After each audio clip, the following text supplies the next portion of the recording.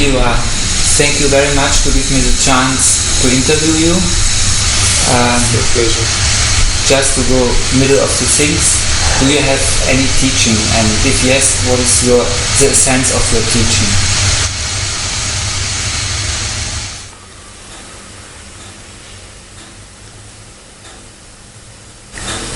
I don't see the spiritual path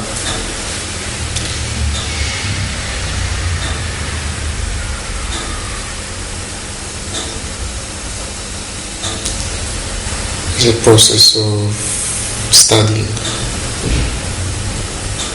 That's why I don't share a teaching.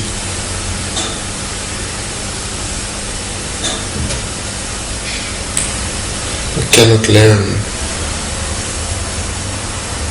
truth. We cannot learn how to be ourselves, our true selves. It is a forgotten mystery that needs to be reminded.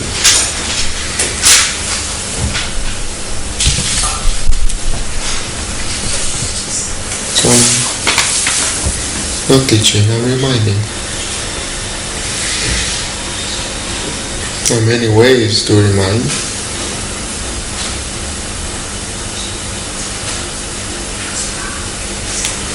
That's why I've created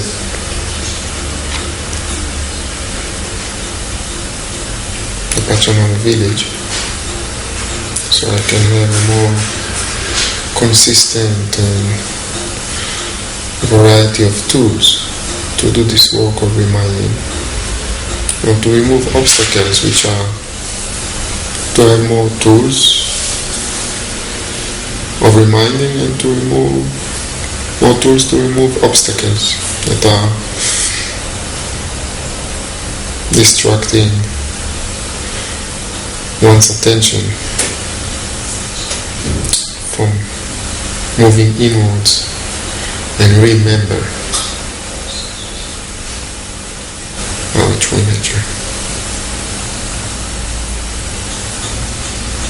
To remember to be in the moment. To remember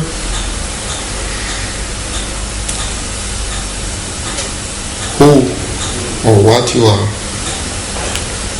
in your true essence. Before you got dressed with the body and personality, which is the suit that you are wearing for this life. But usually we are getting so identified with this suit that we think that we are it. And yes, once you transcend this identification with body, personality, self, the traveling to past and future is no longer needed. And you are present, collected in the now.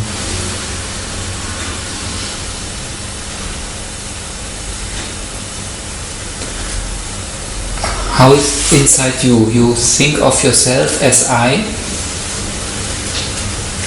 No.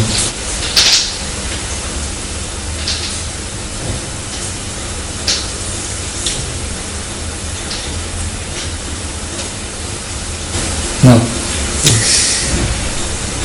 How you see yourself as a person, as energy, as emptiness, as love, as awareness?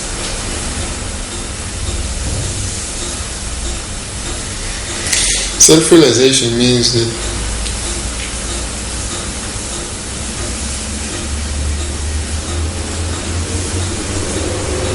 the true nature has been acknowledged, revealed.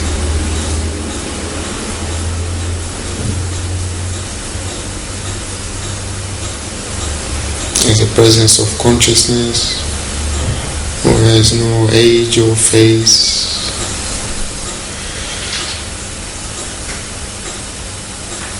And that for this lifetime is getting dressed with a certain personality, an appearance, a body. But it's not really who you are. You are a presence of consciousness.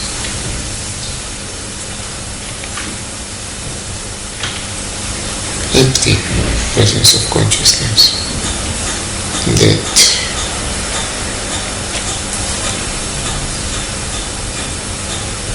is aware of its emptiness. Spiritual awakening is not the ultimate glorification and achievement like many people think. On the contrary, it is so humbling that you simply disappear into it as a self.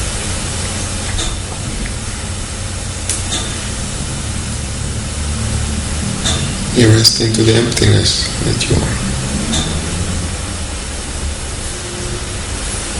Is there any chance to do something to be more aware?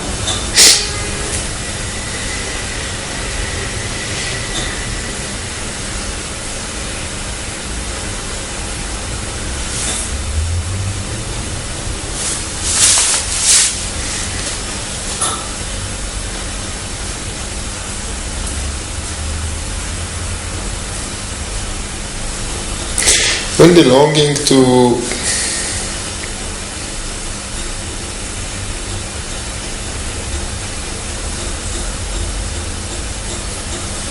expand beyond what we know is waking,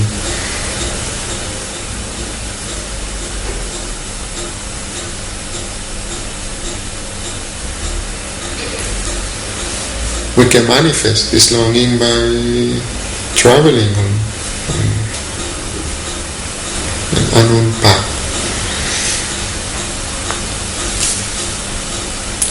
Starting to explore,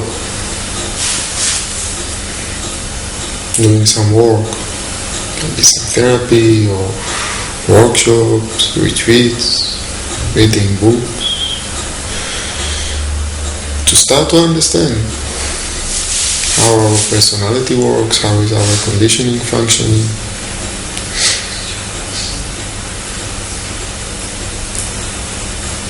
We need to help to create the condition for expansion to happen. If there is a blocked feelings, if there are blocked feelings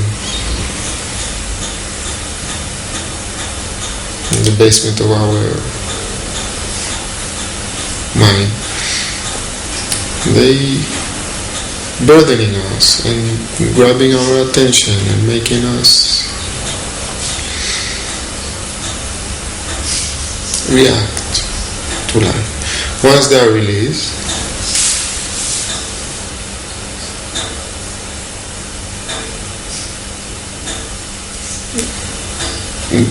the bit of attention that they occupied before is liberated to explore and to investigate deeper into who we are. If we have ideas, fixed ideas and knowledge that is preventing us from searching for the unknown, once those ideas are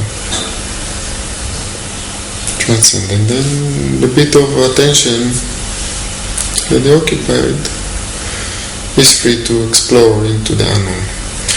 We cannot do spiritual expansion, you cannot do meditation. Meditation is not an act. It is a state of being in which you are becoming totally present in the moment and scanning whatever is passing in your inner sky. When you are totally alert and sharp, there will not be a single cloud passing in your inner sky without you being aware of it.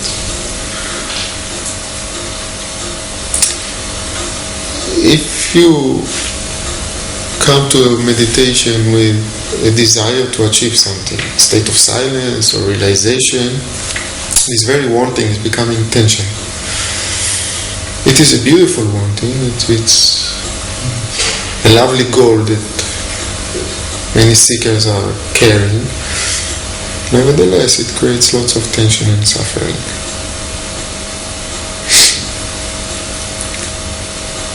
Ultimately, meditation is a state in which your consciousness becomes like a mirror. It reflects whatsoever is passing without any judgment or attachment, without fear, without preference that it would be otherwise. It is a conscious mirror that reflects whatsoever is passing. It is the purest form of witnessing. That creates expansion.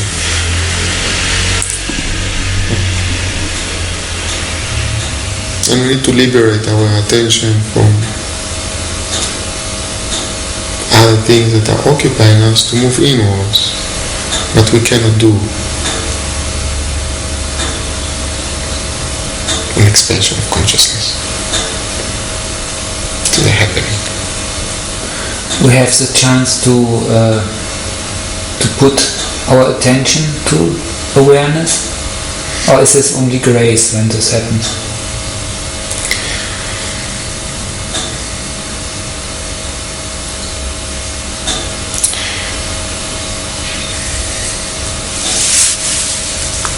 Those who don't search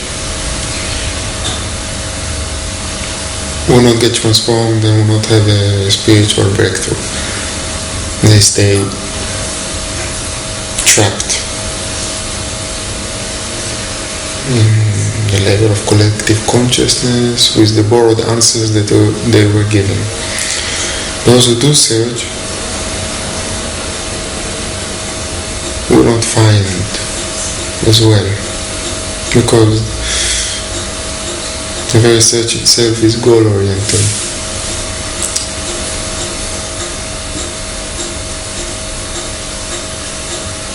The search, though, is a process that needed to go through, because it makes you crystallize your being.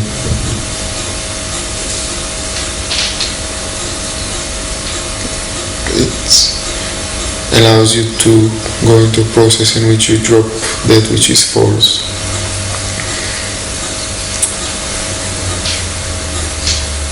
When the search is mature and right, it drops by itself also. And then one is available for a moment of grace in which realization can happen. The important thing to understand is that as long as it's important for you that awakening will happen, it won't, because that means that you are still in a subtle way wanted. When you are totally absorbed in the now, then it is irrelevant what is the status of your state of consciousness.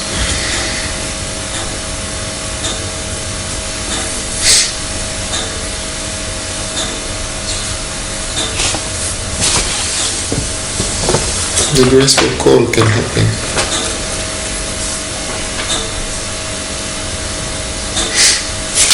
I have some questions from friends who really appreciate your satsang.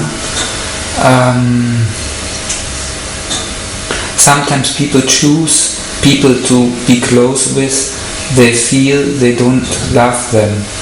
How should we deal with people who pretend they love us but they don't?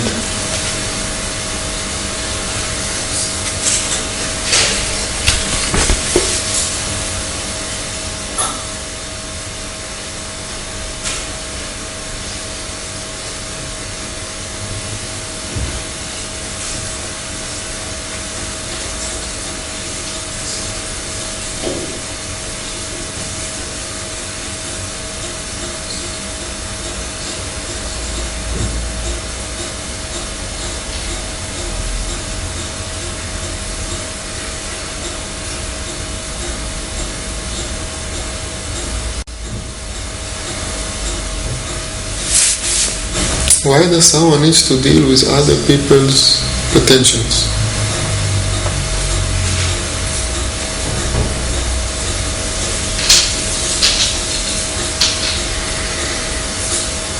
It sounds like this person is desperate and begging for someone's love and attention, which is not given in the way that they want to receive it. The person is asking how to manipulate a person better so they can be the center of their attention. This is what our ego is, a mechanism of manipulation in which we can receive others' attention, confirmation, approval. We are dependent on it, we need it, because we don't know ourselves without the others' confirmation.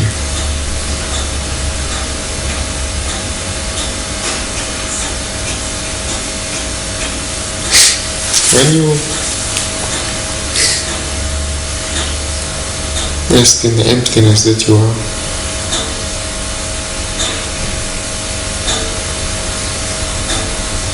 the need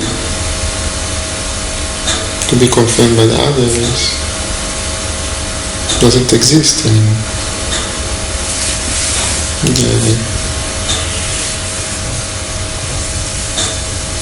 We cannot go on fixing the situation around us according to our patterns, conditions, insecurities. It is endless to fight and change life circumstances. Rather, the spiritual path is about realizing that which is untouched by those life circumstances. Others' attitude towards us is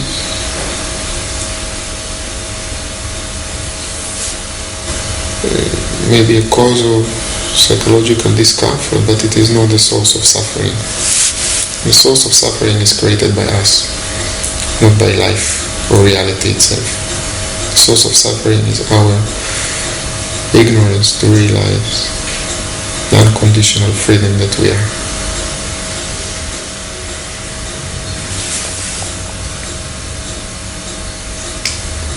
Is doubting and questioning everything, every moment useful to do or not? Every moment? To question and doubt everything. Is it useful to do this every moment, or is this always the mind?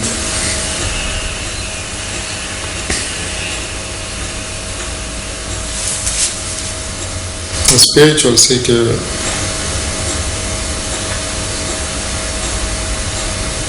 is a rebel.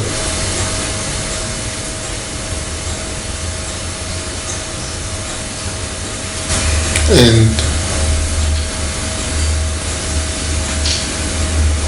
rebelling happens through doubting what you've been taught, what you were told, the answers that you were given about what you're supposed to be, what should become of you, beliefs that were given to you, answers of what is right and what is wrong. And most of the people are trapped in these borrowed answers. And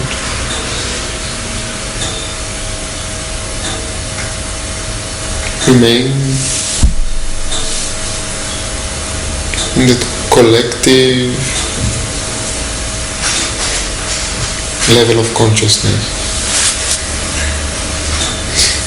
The spiritual seeker is a rebel and by and by becomes an outsider from the status quo. And this happens through doubting. Doubting is a question mark that is burning borrowed answers.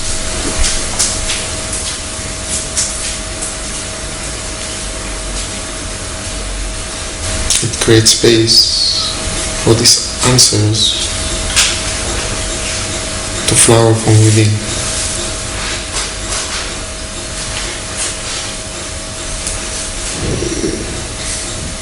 It is not always comfortable to be in a doubt. We want a security blanket in which we can sleep comfortably in certainty, or at least, even if it's false certainty that society provides us. But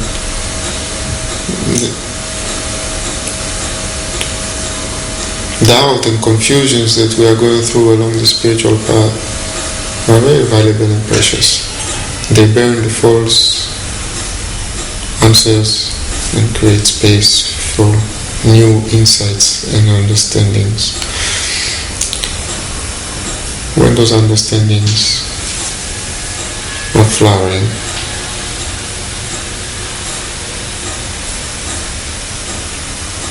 doubts drops.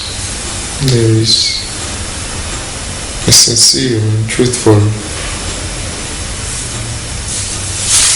state of knowing in which no doubt can crack. It is not a believing, and it is not knowledge that was collected and borrowed from others. You become this knowing.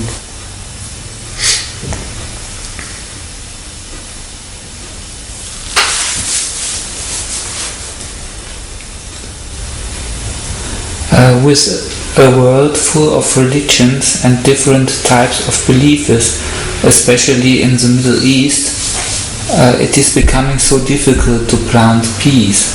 What is the best way to plant peace?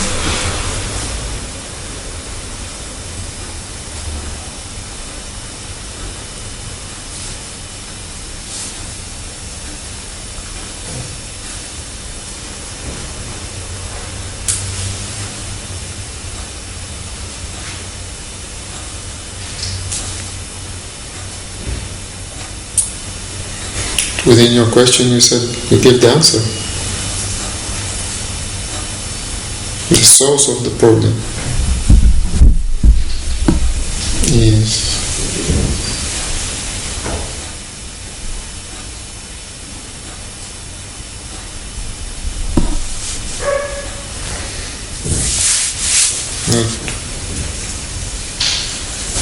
not real estate properties, land.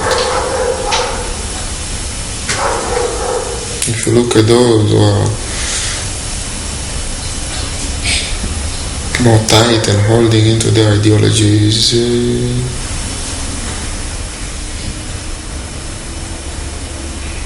the religious people on both sides. It is a conditioning of thousands of years. It becomes national ego. And before it could be uprooted,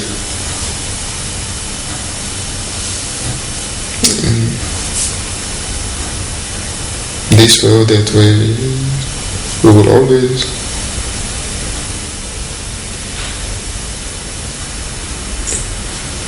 because humanity create conflict. I don't think that it's going to be uprooted, but maybe I'm pessimistic, hopefully. Actually, I read it. Some research that says that by 2050, New Age will be the biggest religion in the world. Which sounds promising, beautiful, even though there is a lot of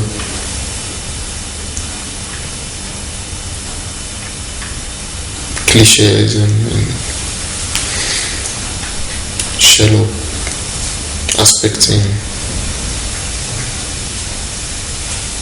the New Age movement. There is no hierarchy, no God that encourages us to fight with others. Osho was sometimes very shocking in telling the truth. You doing the same?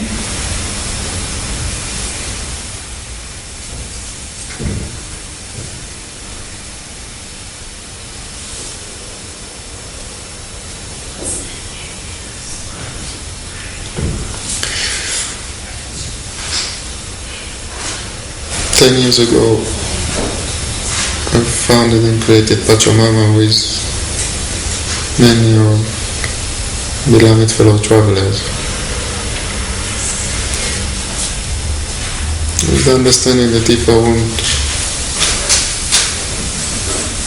to dive to the depth of what I want to share, I cannot just travel around cities and talk to people. I want to create a real permanent energy field that is consistent. When creating it, I knew that I'm not interested to become a mainstream spiritual teacher which has to compromise the message in a way that it becomes non-offensive, crippled, pleasant to hear teaching.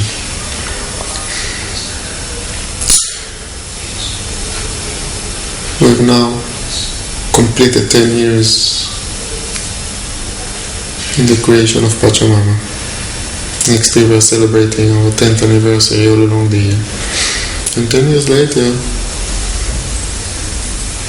I'm so pleased to see that we are still an underground village. It is very alive in what it's sharing with those who are coming. Absolutely no effort to flatter the people who are coming to experience it.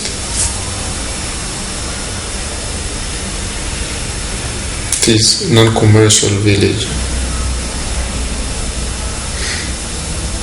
They didn't compromise its soul all along these years. And we don't follow this motto of the customer is right. People are coming to Pachamama are not customers, they're spiritual seekers who, if needed, are challenged. And we create a safe space, safe atmosphere for everyone to go deeper into their process.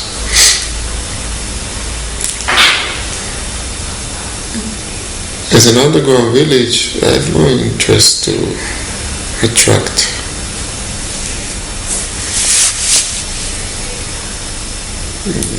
the mainstream attention by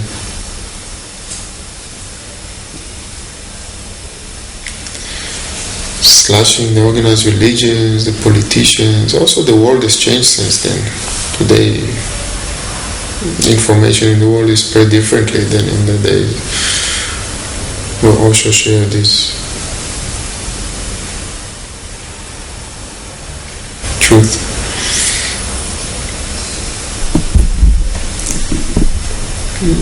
My agenda is not big political and religious rebelling, but those who are coming to do the work, to focus with them on their journey. In Pachamama there is offered a group called Superfood. What is, to your opinion, the best food for human beings? Must it be vegetarian?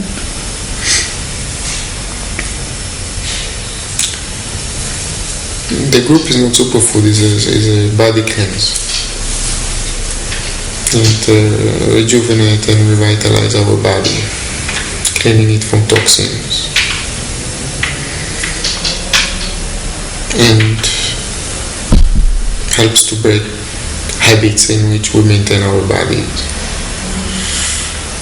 Bad eating habits or smoking, or to take better care of our bodies. Because it is it is our vehicle to this life.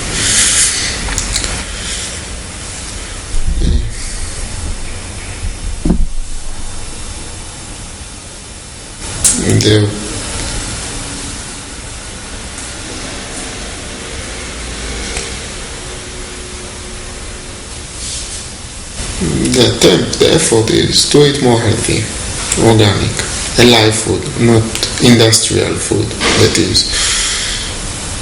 has poor nutritious value.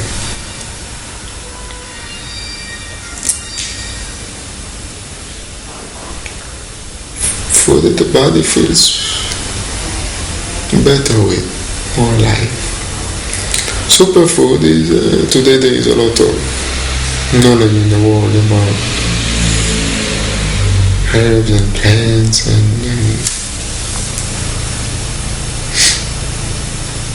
better food. And we try to stay updated with it. And recently, in the last few years, we discovered the power of cacao beans.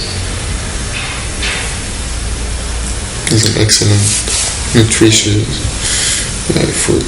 food, so it's very present in Pachamama.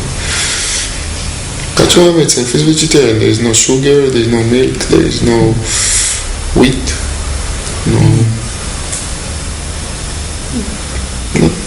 not all people of Pachamama are vegetarian. Many of us go to the village nearby once a week to eat fish.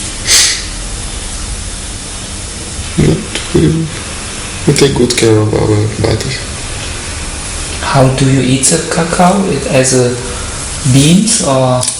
As beans. It's bitter, so I don't eat it as beans.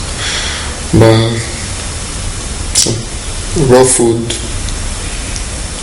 specialists who came to Pachamama share the art of making chocolate with it. It's very tasty chocolate, healthy actually.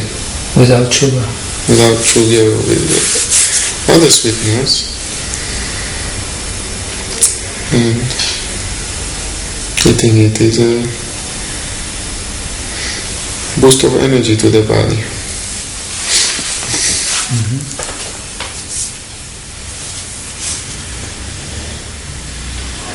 Before you were talking about 2015. 50. So some people say up to the Mayan calendar in 2012 the Earth will go to a lot of change, a lot of things will happen. How you see this and how you advise people to handle with the fear they build up to this date, 2012?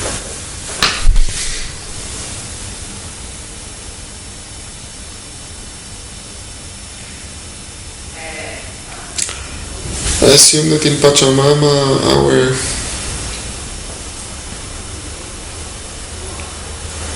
preparation during 2011,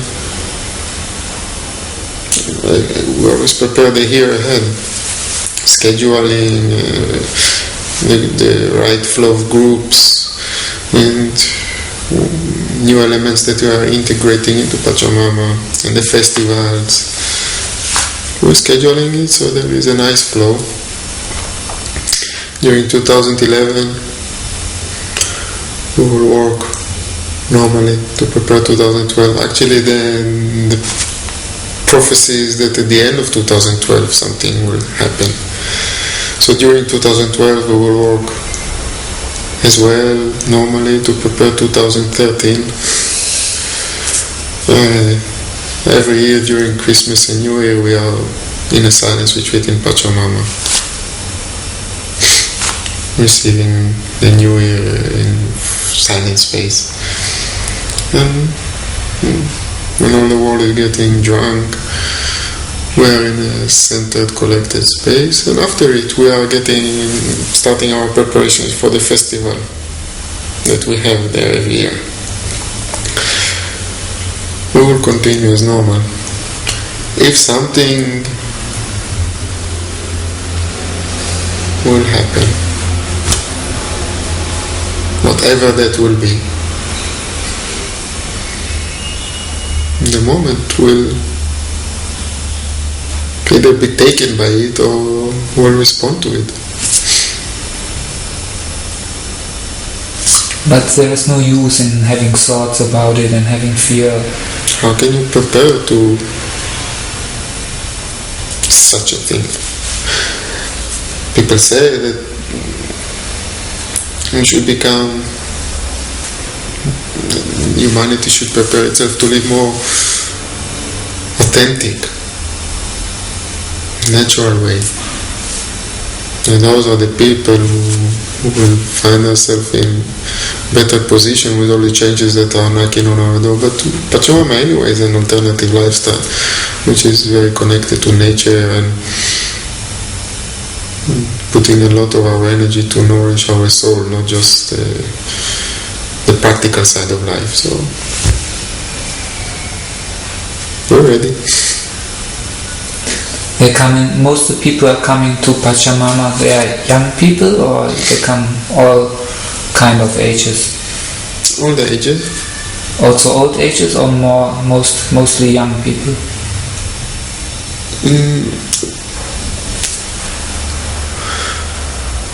All the ages.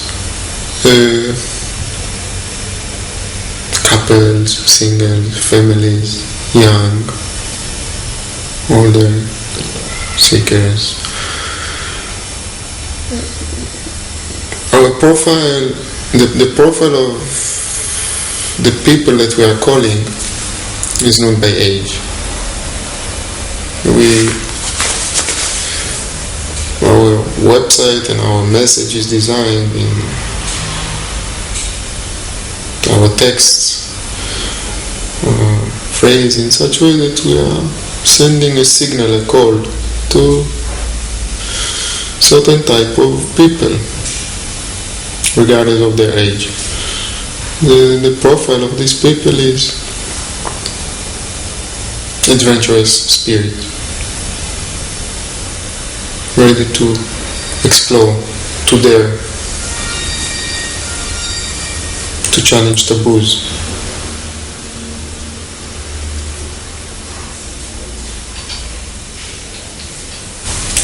To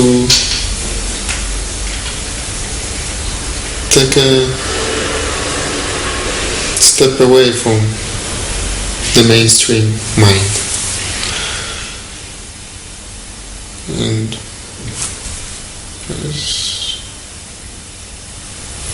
as long as your soul is rebellious and adventurous, you are welcome regardless of how old you are. People come to do courses, or they can choose just to come as a worker, like it was in Pune years ago? First, it is a strong experience to come to Pachamama, and to come straight to work, usually wouldn't work. You need to come, experience it, plug into it, get in tune with the vibe, with the soul of the village. The very soul of Pachamama, the very DNA of it is silence. Every evening we have a silent sitting in which we take in a shower.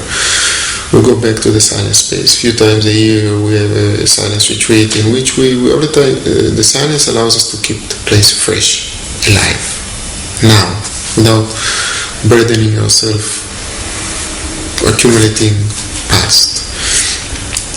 When we are fresh and our foundations, the foundations of Pachamama are strong, the silence foundation are strong, from this we can take sideways to all kinds of experiences, explore, and experiencing it, exploring and coming back to the silent space.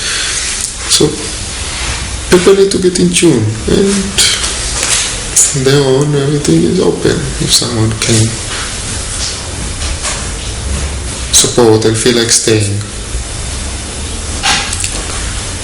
in the village, then we try to find the possibility for it to open, to happen.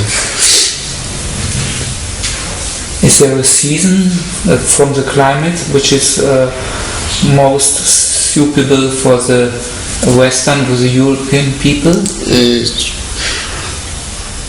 the Pachamama, we have 4 seasons in Pachamama: air, fire, earth and water. The water season, Pachamama is closed. This is the time where I'm touring, which is September, October. Other than that, November to August, the weather is beautiful, changing. In November, December, January, it's after the rainy season. It's beautiful and fresh. Later it's dry. In May starts a mild rainy season. But everything becomes green again. In September, October is the heavy rain season, so that's when we are closing and 15-20 people are staying to maintain the place, and all the rest are traveling.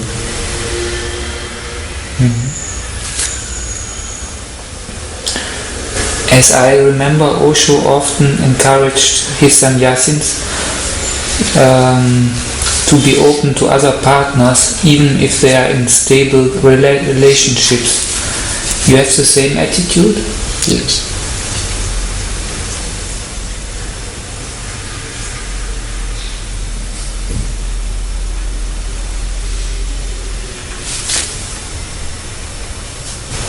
To make life more alive?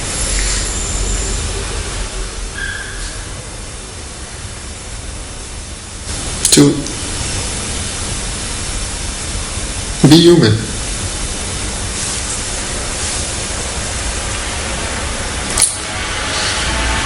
A lot of the morality that has been given to us is an idea that as humanity is conflicting our human instincts, flow of life.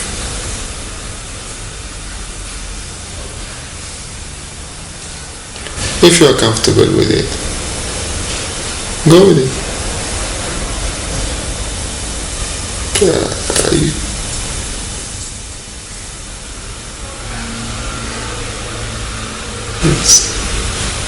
You're basically encouraged to live life fearlessly. If morality becomes a place to hide behind and protect your fears of jealousy and attachment and possessiveness, this morality needs to be challenged. If out of fearlessly, however you live fearlessly, however it manifests itself. It doesn't mean that you have to be in open relationship. But it's important that there will be no fear.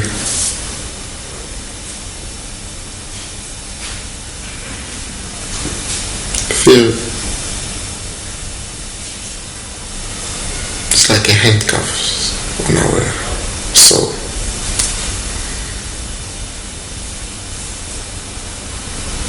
Contracting us.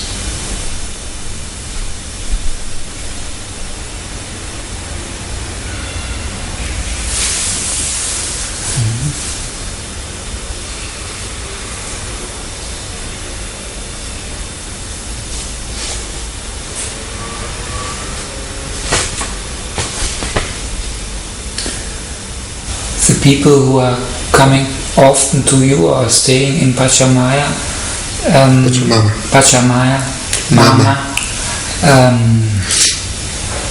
you see them as your disciple, you have a very intimate relationship to them?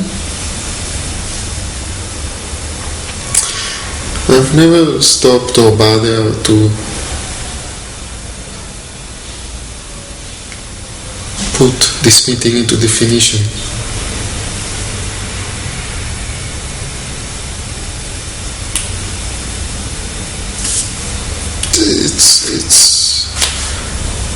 It's a human being, a spiritual seeker who I'm sharing with. How can I categorize that person as a disciple? He is not only a disciple, he is also a friend, he is also a fellow traveler,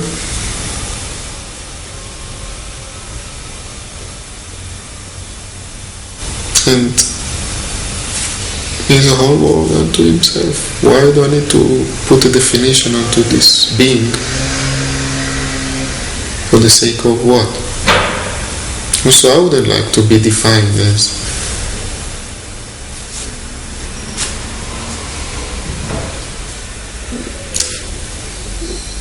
in a box or the master.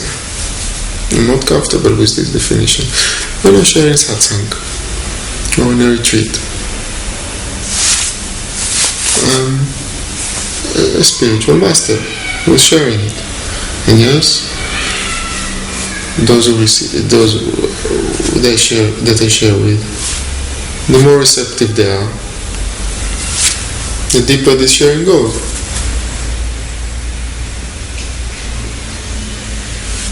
When I'm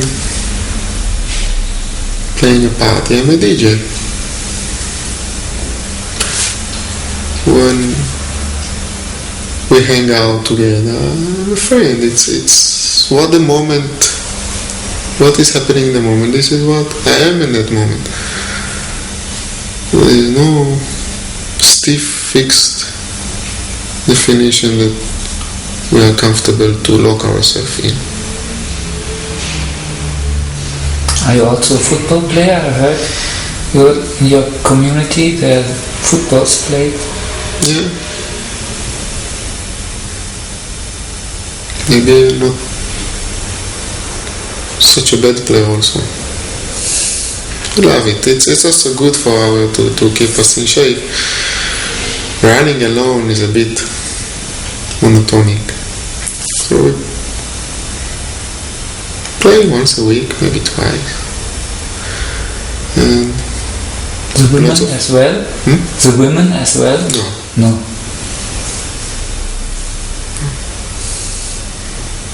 It's fiery, competitive.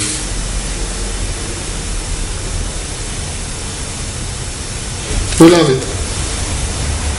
I love sports. Doing, not watching in television. Yeah, of course watching.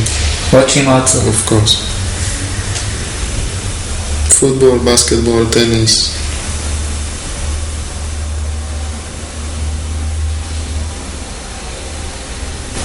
To start with.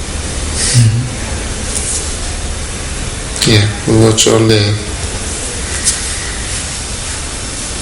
English League, Spanish League, Champions League.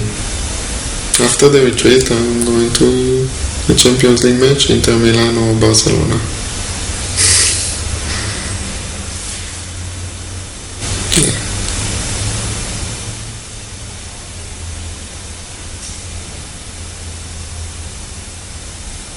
Okay, is there any issue you'd like to talk about?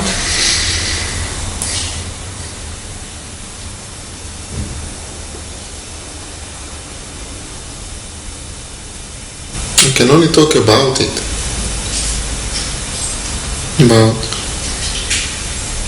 the nourishment of being silent. I can never talk silence itself. Not being quiet. I don't mean being quiet, I mean being silent. Being silent means that your being is not trapped in a constant chase to become somebody, to reach somewhere. In restlessness of this should be otherwise and it's supposed to be different and I have my own ideas of what I want and like. Being silent means to be graceful, surrendering to the moment, one with it. I can talk so many words about it, but this state cannot be put in words.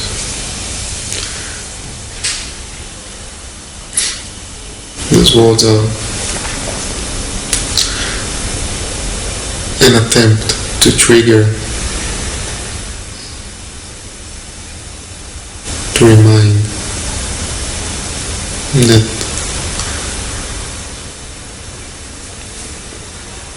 unconditional content silence is what you truly are when you take off the personality suit.